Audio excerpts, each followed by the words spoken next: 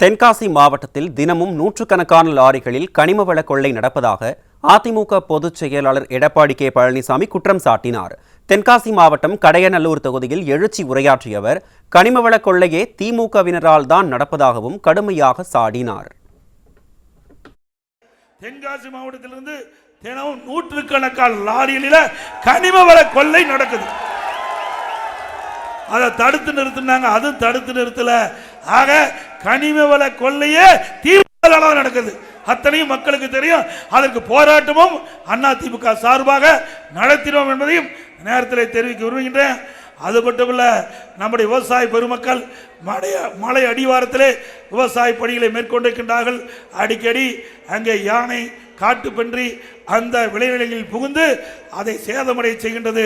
அதை கட்டுப்படுத்த வேண்டும் என்று கோரிக்கை வைத்திருக்கின்றீர்கள். அதுவும் அதிமுக ஆட்சியிலே நிறைவேற்றப்படும்.